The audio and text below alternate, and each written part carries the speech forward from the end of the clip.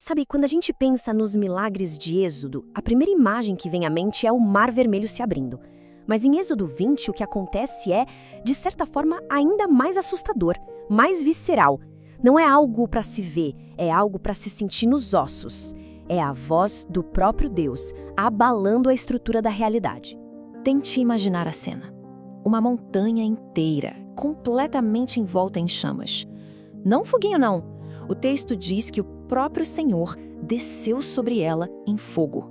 E dessa montanha em chamas subia uma fumaça densa, pesada, como a de uma fornalha gigantesca, cobrindo absolutamente tudo. Aquilo não era uma visão de paz. Era a manifestação de um poder avassalador.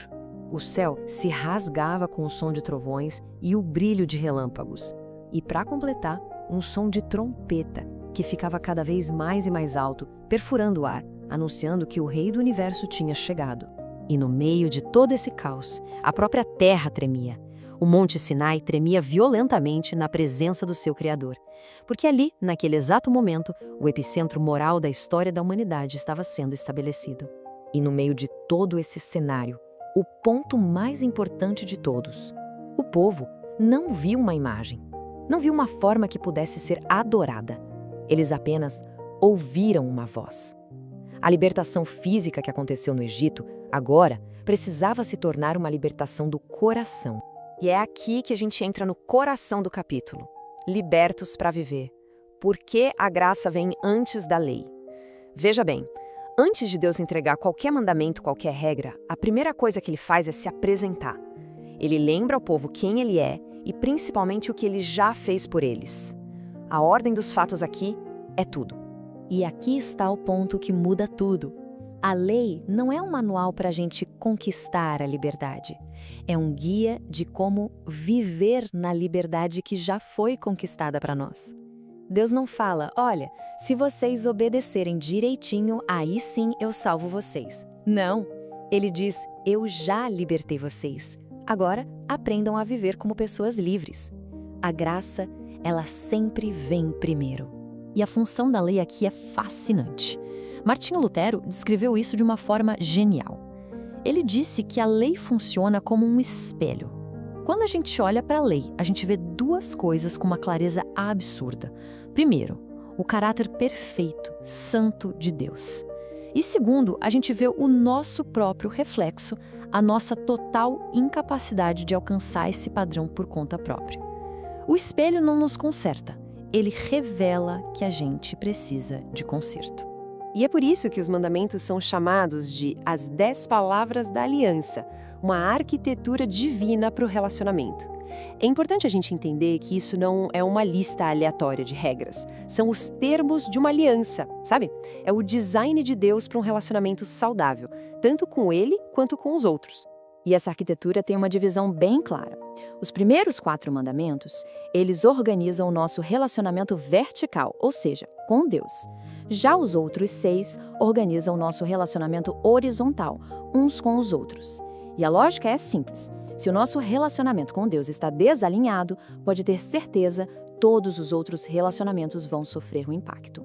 E o texto original nos dá umas pistas incríveis sobre isso. Primeiro, o termo em hebraico não é bem 10 mandamentos, mas sim 10 palavras, o que soa muito mais como uma declaração de princípios do que uma lista fria de regras. Segundo, a estrutura do texto é igualzinha à dos tratados de aliança da época, onde um rei libertador estabelecia como seria o relacionamento com o povo que ele salvou. E para fechar, na tradição judaica, a primeira palavra é a base de tudo. Eu sou o Senhor, teu Deus. Ou seja, conhecer quem Deus é vem antes de fazer o que Deus pede. Muita gente olha para os mandamentos que começam com não e pensa em repressão e algo ruim. Mas a perspectiva bíblica é outra. Pense neles não como uma gaiola, mas como uma cerca de proteção. Não matarás, protege o valor da vida. Não adulterarás, protege a aliança do casamento. Não roubarás, protege o direito à propriedade. Cada não está ali para guardar algo de imenso valor. E essa proteção vai ainda mais fundo. O último mandamento, não cobiçarás, uau, ele é diferente. Porque ele vai além do que a gente faz por fora e entra no território do que a gente deseja por dentro. É como se fosse uma câmera instalada no nosso coração, mostrando que, para Deus, a origem dos nossos desejos é tão importante quanto as nossas ações. E isso nos leva à reação do povo, a lei escrita no coração, do medo ao acesso. Diante de toda aquela manifestação de poder, a reação do povo foi uma só: medo. Um medo tão profundo, tão real, que eles chegaram a implorar para Moisés: olha, por favor, fale você com a gente, mas que Deus não fale, senão a gente vai morrer. Eles sentiram na pele a distância gigantesca entre a santidade de Deus e a condição humana. Eles pediram, eles clamaram por um mediador. E essa reação desesperada do povo levanta a questão fundamental de toda a Bíblia. Se a presença de um Deus Santo é tão avassaladora, tão perigosa, como é que alguém pode se aproximar? Como essa distância pode um dia ser superada? A resposta para essa pergunta é a grande virada da história.